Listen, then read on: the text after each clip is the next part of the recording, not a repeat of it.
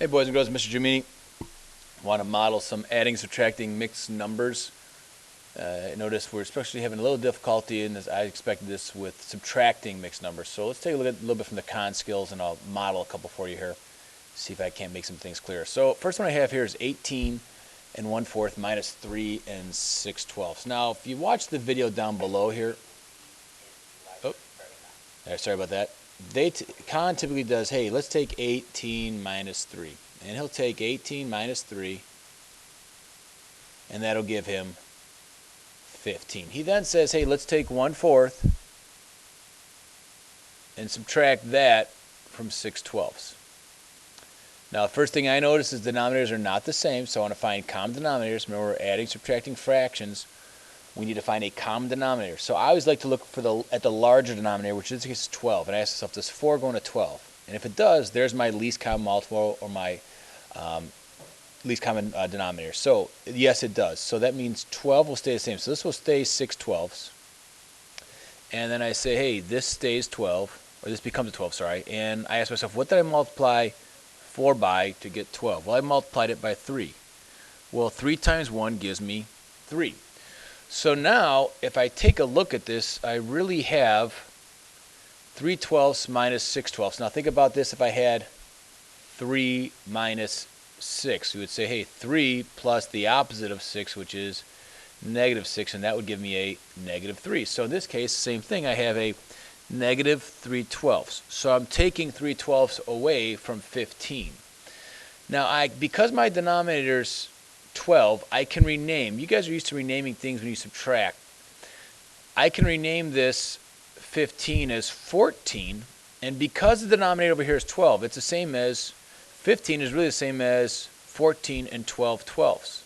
And then I have enough to subtract that 3/12 from, and I have 12 minus 3 is, now the 14 just stays 14 because there's no whole number in front of this fraction, so it becomes 14. And I have 12 minus 3 is 9, so that is 9/12. I can then simplify this. 3 goes into both. So I have 14, and 9 divided by 3 is 3. 12 by 3 is 4, so I have 14 and 3/4. 14 with the space, 3/4. Okay, let's take a look. All right, I'm good. Let's try another one. I have 8 3/4 minus 2 5/9. Okay, again, I'm going to look at 18 minus the 2, which gives me 16. Now I'm going to take 3/4 and subtract 5/9 from it.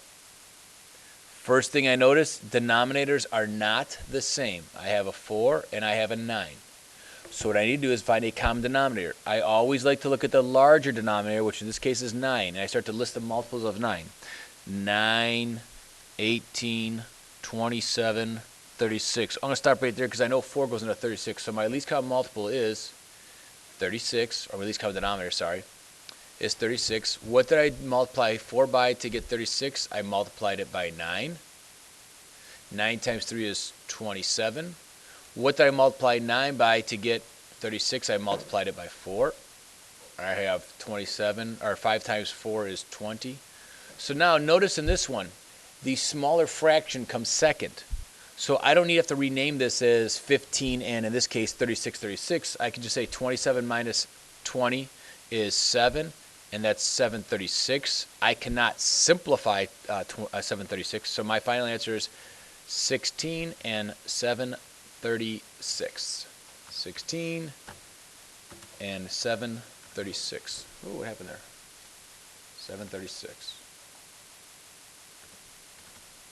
All right, let's try another one here.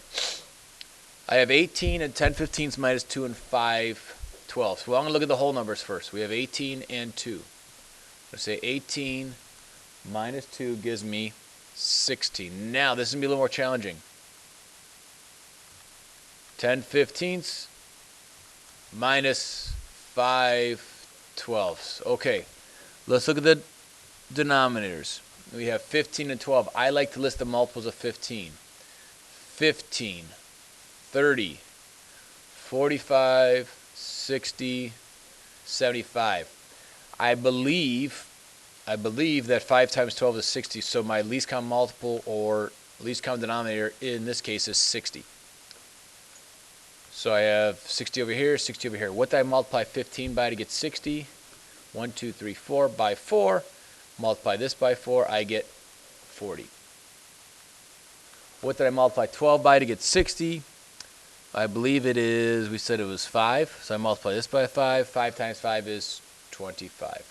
Now I can subtract. And again, I can subtract this easily. That gives me 15 sixtieths. Now I notice that one's ending in a 5, the other ends in a 0. So that means I can both of these divide by, I believe, 15.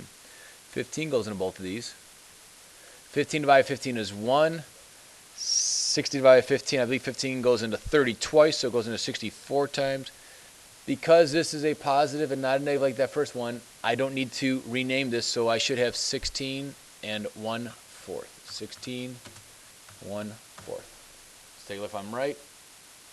We have two boys creeping up on me. All right. Hope this helps you out. Take care. Have a great night. Bye.